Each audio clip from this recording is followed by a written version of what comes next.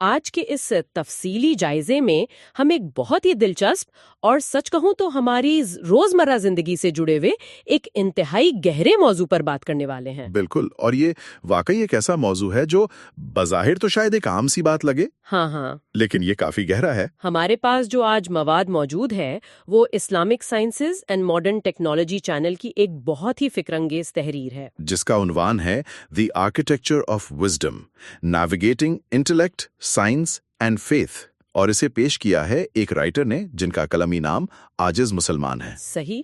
اور اس پورے جائزے کا جو ہمارا بنیادی مشن ہے وہ یہ ہے کہ ہم قرآن، حدیث اور آج کی جدید نیورو سائنس یعنی جو ہماری دماغی سائنس ہے اس کے ملاپ سے انسانی رویوں کی ایک بڑی گتھی کو سلجھائیں۔ اور وہ گتھی کیا ہے؟ وہ یہ ہے کہ آخر ایک ناسمجھ انسان اور ایک جاہل انسان کے درمیان اصل فرق کیا ہوتا ہے۔ میں سوچ رہی تھی کہ یہ واقعی ایک ایسا سوال ہے جس کا سامنا ہم سب کو ہوتا ہے۔ بالکل ایسا ہی ہے، اور جب ہم اس کی گہرائی میں اترتے ہیں تو یہ انسانی نفسیات اور ہمارے دماغ کے کام کرنے کے طریقے کا پورا نقشہ کھول کر رکھ دیتا ہے۔ اور اس تحریر کا جو سب سے مضبوط اور بنیادی نقطہ ہے جس نے مجھے واقعی سب سے زیادہ سوچنے پہ مجبور کیا وہ یہ ہے کہ ایک ناسمجھ انسان سے تو پھر بھی امید وابستہ کی جا سکتی ہے، یعنی اس کے اندر سیکھنے کا مادہ موجود ہوتا ہے۔ ہاں، مطلب وہ معلومات کی کمی کا شکار ضرور ہے لیکن اس کے دماغ کے دروازے بند نہیں ہوئے۔ صحیح بات ہے۔ لیکن اس کے برعکس بے وقوف اور جاہل وہ ہے جو سیکھنے سے ہی انکار کر دے۔ چلیں اس بات کی تہہ تک پہنچتے ہیں کہ ایسا کیوں ہوتا ہے اور کوئی انسان جان بوجھ کر حقائق سے آنکھیں کیوں چراتا ہے۔ یہاں جو بات سب سے زیادہ حیران کن ہے وہ یہ ہے کہ کس طرح 1400 سال پرانی حکمت اور آج کی دماغی سائنس بالکل ایک ہی حقیقت کی طرف اشارہ کر رہی ہیں۔ یہ واقعی حیران کن ہے۔ ہاں، مطلب یہ محض کوئی روایتی مذہبی باحث نہیں ہے، بلکہ یہ انسانی ذہن کی ساخت کا ایک مکمل سائنسی اور نفسیاتی نچوڑ ہے۔ اور بحثوں سے گزرتے ہیں۔ بالکل، دفتر میں یا گھر میں۔ ہاں نا، کبھی دفتر کی میٹنگ میں کوئی بحث ہو رہی ہے، یا کبھی فیملی کے واٹس ایپ گروپ میں کوئی لمبی چوڑی بحث چھڑ گئی ہے، یا پھر سوشل میڈیا پر کسی انجان شخص سے الجھ گئے، جو کہ آج کل بہت عام ہے۔ بالکل۔ تو یہ معلومات ہمیں غیر ضروری ذہنی دباؤ اور آج کے اس انفارمیشن اوور لوڈ سے بچنے میں بہت مدد دے سکتی ہیں۔ تو سب سے پہلے اس بات پر غور کرتے ہیں کہ جہالت کا قرآنی تصور کیا ہے۔ صحیح۔ میں تو ہمیشہ یہی سمجھتی تھی کہ جاہل کا مطلب وہ ہے جس نے کتابیں نہیں پڑھی یا جس کے پاس کوئی بڑی ڈگری نہیں ہے۔ زیادہ تر لوگ یہی سمجھتے ہیں، لیکن ذرائع بتاتے ہیں کہ قرآن کی نظر میں جہالت محض معلومات کی کمی کا نام نہیں ہے۔ یعنی یہ کوئی خالی برتن نہیں ہے جسے بس معلومات سے بھرنا ہے۔ بالکل نہیں، بلکہ اس کا تعلق براہ راست تکبر اور ضد سے ہے۔ یہ بہت اہم نقطہ ہے۔ اور اس بات کو سمجھنے کے لیے سورۃ الفرقان کی آیت نمبر 33 کا حوالہ بہت بنیادی اہمیت رکھتا ہے۔ اس آیت میں بیان کیا گیا ہے وَإِذَا خَاطَبَهُمُ الْجَاهِلُونَ قَالُوا سَلَامًا، یعنی جب جاہل لوگ ان سے بات کرتے ہیں تو وہ سلام کہہ کر گزر جاتے ہیں۔ جی، اب اگر ہم اس کا نفسیاتی تجزیہ کریں تو معلوم ہوتا ہے کہ جاہل کا رویہ ہمیشہ بحث بھرائے بحث والا ہوتا ہے۔ مطلب وہ کسی نتیجے پر پہنچنے کے لیے بات نہیں کر رہا ہوتا۔ بالکل نہیں، اس کا واحد مقصد اپنا غلبہ ثابت کرنا یا دوسرے کو نیچا دکھانا ہوتا ہے۔ اس کے مقابلے میں جو حکمت والا انسان ہے وہ الجھن کے بجائے خاموشی اور سلامتی کا یعنی سلام کا راستہ چنتا ہے، کیونکہ وہ جانتا ہے کہ اس بحث کا کوئی منطقی فائدہ نہیں ہے۔ بالکل، سامنے والے کے دماغ کے دروازے اس وقت بند ہیں۔ یہ کمال کی بات ہے۔ مطلب ہم اکثر سوچتے ہیں کہ اگر ہم اپنی بات کو زیادہ اچھے دلائل کے ساتھ پیش کریں گے تو شاید سامنے والا مان جائے گا، لیکن قرآن ہمیں بتا رہا ہے کہ مسئلہ آپ کے دلائل کی کمی نہیں ہے بلکہ سامنے والے کی ضد ہے۔ یہ بات انسان تو واقعی حیرت میں ڈال دیتی ہے۔ اور پھر قرآن بار بار ایک سوال اٹھاتا ہے، افلا تعقلون، یعنی کیا تم عقل استعمال نہیں کرتے؟ اور یہیں سے یہ بات پوری طرح واضح ہو جاتی ہے کہ اصل مسئلہ عقل کا نہ ہونا نہیں ہے، عقل تو موجود ہے۔ ہاں، سوچنے سمجھنے کی صلاحیت تو خدا نے دی ہے، لیکن المیہ یہ ہے کہ اس عقل کو استعمال ہی نہیں کیا جا رہا۔ بالکل، انسان نے خود جان بوجھ کر اپنی عقل کی کھڑکیوں پر تکبر کا تالا لگا دیا ہے، اور یہی وہ مقام ہے جہاں عقل مندی کا حقیقی تصور سامنے آتا ہے۔ ہم عموماً عقل مندی کو کس چیز سے ناپتے ہیں؟ ظاہر ہے آج کل تو یہی سمجھا جاتا ہے کہ جس کے پاس جتنی بڑی ڈگری ہے یا جو جتنی روانی سے مشکل الفاظ بول سکتا ہے وہ اتنا ہی عقل مند ہے۔ مگر اگر ہم احادیث کی طرف دیکھیں تو اس موضوع پر بالکل ایک مختلف اور گہری روشنی پڑتی ہے۔ جامعہ ترمذی کی ایک مشہور حدیث اس تحریر میں شامل کی گئی ہے جو انسان کی سوچ کا زاویہ ہی بدل دیتی ہے۔ ہاں، میں نے پڑھی وہ حدیث۔ حدیث کے الفاظ ہیں: الکیس من دان نفسہ وعمل لما بعد الموت، یعنی حقیقی عقل مند وہ ہے جو اپنے نفس کا محاسبہ کرے اور آخرت کے لیے عمل کرے۔ تو اس کا مطلب تو یہ ہوا کہ حقیقی عقل مندی یا جسے ہم وزڈم کہتے ہیں، اس کا تعلق دنیاوی معلومات کے انبار سے ہے ہی نہیں؟ بالکل نہیں۔ اس کا تعلق تو اس بات سے ہے کہ انسان اپنے اندر کتنا جھانکتا ہے، وہ یہ کتنا سوچتا ہے کہ مجھ میں کیا خامیاں ہیں یا کہیں میں تو غلط نہیں ہوں۔ یہ تو ایک بہت ہی عاجزی والا رویہ ہے۔ صحیح کہا آپ نے۔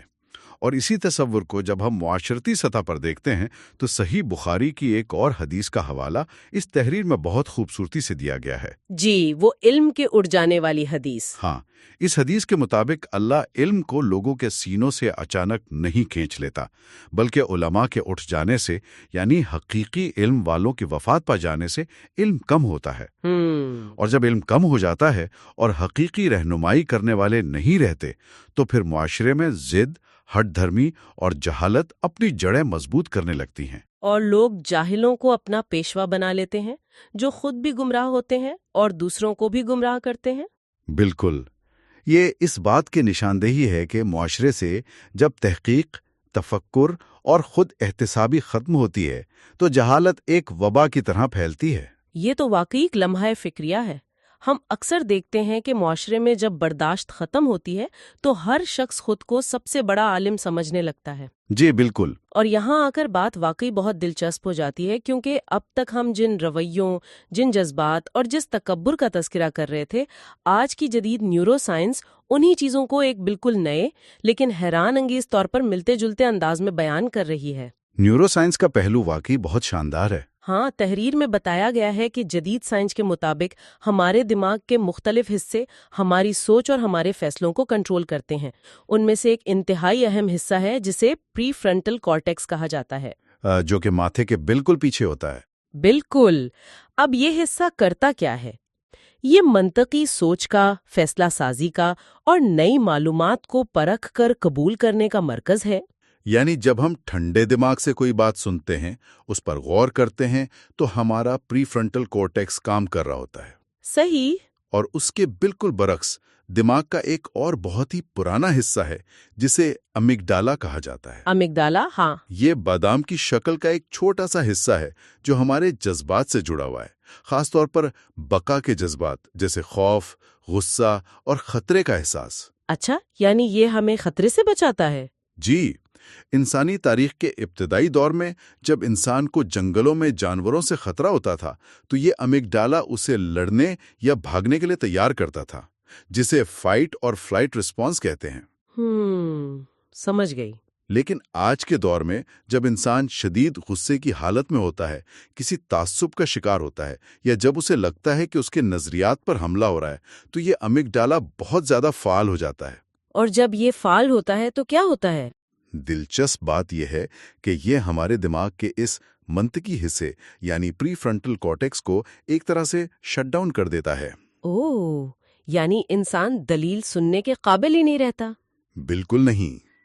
رکیے، کیا آپ یہ کہہ رہے ہیں کہ جب کوئی شخص بحث میں غصے میں آ جاتا ہے تو اس کے دماغ میں واقعی ایک جسمانی تبدیلی آ رہی ہوتی ہے؟ 100% ایسا ہی ہوتا ہے۔ یہ تو بالکل ایسا ہی ہے جیسے کسی عمارت میں آگ لگنے کا الارم بج جائے اور سیکیورٹی سسٹم فوراً عمارت کے تمام دروازے اور کھڑکیاں بند کر دے تاکہ آگ نہ پھیلے۔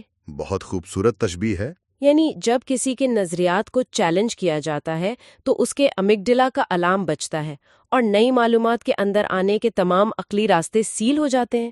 کیا یہ مثال درست ہے؟ یہ بہت ہی زبردست اور درست تشبیہ ہے، واقعی ایسا ہی ہوتا ہے۔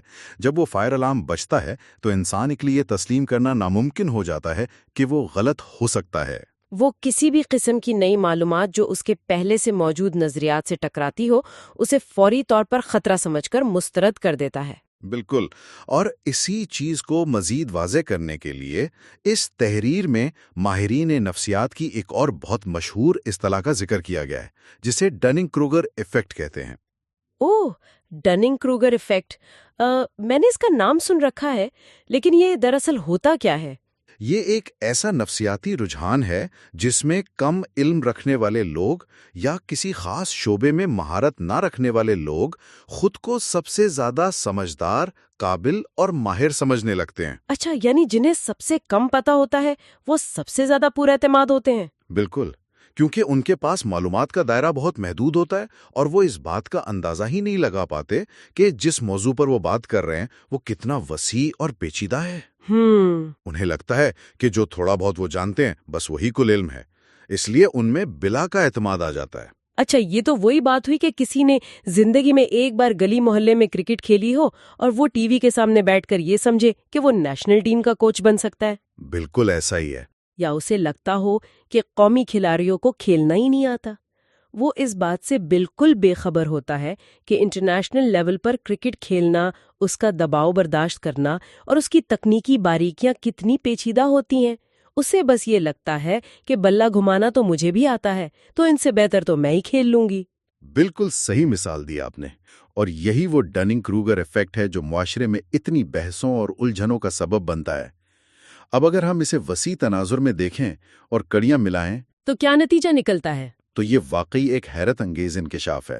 ذرا غور کیجئے، صدیوں پہلے قرآن مجید نے جس رویے کو تکبر، ضد اور جہالت کے نام سے بیان کیا تھا اور جس پر تنقید کی تھی کہ یہ لوگ حقائق دیکھ کر بھی منہ موڑ لیتے ہیں، کہ ان کے دلوں پر مہر لگ چکی ہے۔ جی، آج کی جدید نیورو سائنس اور نفسیات اسی رویے کو امگڈلا کے ہائی جیک ہونے اور ڈننگ کروگر ایفیکٹ کا نام دے کر سمجھا رہی ہیں۔ یہ تو واقعی کمال کی بات ہے۔ زمان و مقام بدل گئے، زبان اور سائنسی اصطلاحات بدل گئیں، لیکن انسان کے اندر چھپی ہوئی حقیقت، اس کی ہٹ دھرمی اور علم سے دوری کا جو بنیادی میکانزم ہے، وہ بالکل وہی ہے جو 1400 سال پہلے بیان کر دیا گیا تھا۔ سچ کہوں تو یہ بات سن کے رونگٹے کھڑے ہو جاتے ہیں کہ کس طرح سائنس بالآخر انہی حقائق تک پہنچ رہی ہے جو اتنے عرصے پہلے بتا دیے گئے تھے۔ بالکل۔